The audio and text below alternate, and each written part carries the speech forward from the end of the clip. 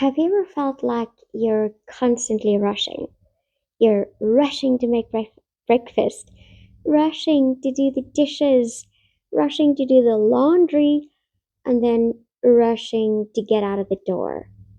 You may be rushing through work, rushing through dinner, rushing your family to bed, and then when you finally sit down, you begin to wonder, hey, where did the day go? Hey, I am Tracy. I've been married for nearly 11 years and I'm a mom of a wonderful 9-year-old son. I love the simple meals, quiet moments, and finding beauty in everyday life. Over the last decade of homemaking, I've learned a few lessons that I would like to share with you. Um, I've learned a few tricks that can make your home calmer, happier, and feel much less stressful. And I'd like to share them with you today. Well, the first lesson is slow down. You know, we live in a world where almost everything is instant. If we need information, we Google it. If we're hungry, we can order some food. And if we need help, we watch a YouTube tutorial. If we want entertainment, it's available within seconds. You know what I'm talking about. Life has become incredibly convenient, and somewhere, somehow, many of us start expecting ourselves to live at the same speed as the technology around us. And as homemakers, we rush through cooking so we can clean. We rush through cleaning so we can move on to the next task. We rush our children to bed because tomorrow is another busy day. Before long, we're hurrying through the very life we're trying so hard to build. One of the biggest lessons I've learned is this: you don't have to rush through your family. You don't have to rush your family to be productive. Sometimes slowing down means saying no to something else. For me, one of the healthiest boundaries has been limiting social media. Let me explain. Whenever I open Instagram or Pinterest, I'm flooded with beautiful ideas. Someone is baking the perfect cake. Someone has an immaculately clean home. Someone has discovered a cleaning hack using only three homemade ingredients. Someone else promises I'll look taller in four simple steps. Can you imagine that? But none of those things are bad. In fact, many of them are genuinely helpful. The problem is that maybe we try to do all those amazing things in one single day. You know, we think we should cook that recipe, organize that cupboard, try that cleaning hack, start that exercise routine, and somehow still enjoy quality time with our families. It's simply too much. I've learned that inspiration becomes a distraction when it steals your peace. A healthy boundary might be deleting social media from your phone and only checking it on your computer. It doesn't mean you never use it. It simply means you're choosing when it gets your attention instead of letting it interrupt your day. Protecting your peace is part of caring for your home. Look, let's talk about the second lesson that I've learned and that I want to share with you. And this is a big one, right? We've spoken about it before. Stop wondering what to cook. So, right now, I'm making delicious, we call them braai or bread that we cook on the fire in South Africa. And we absolutely love bread that goes on the fire. It is delicious. So, here's what you can do. And this is a tip that I would love to share with every homemaker.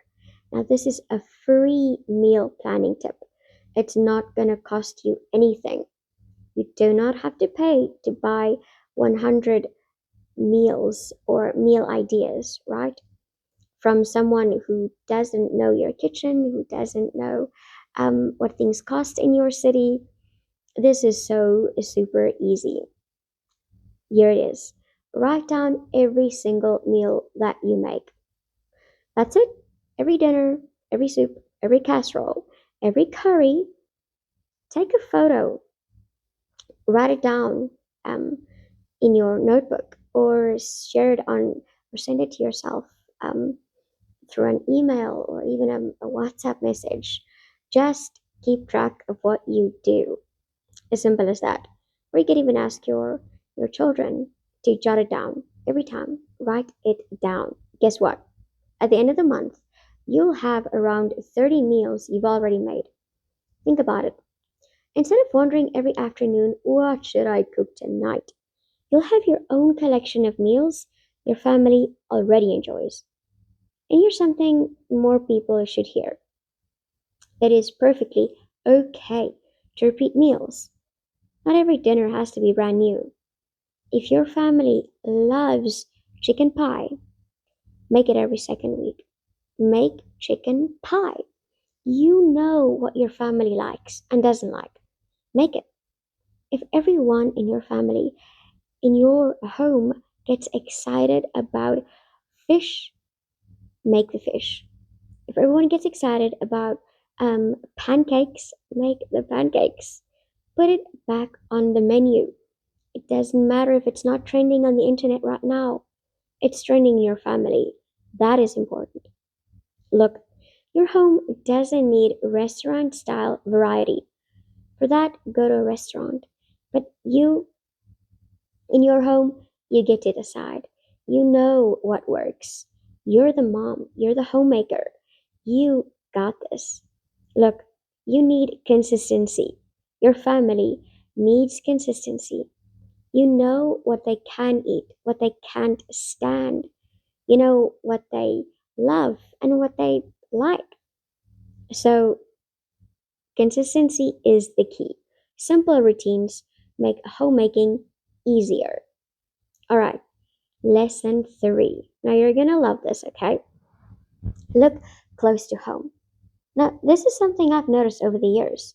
We like to watch videos, cooking videos, baking videos, and they are amazing and so inspiring.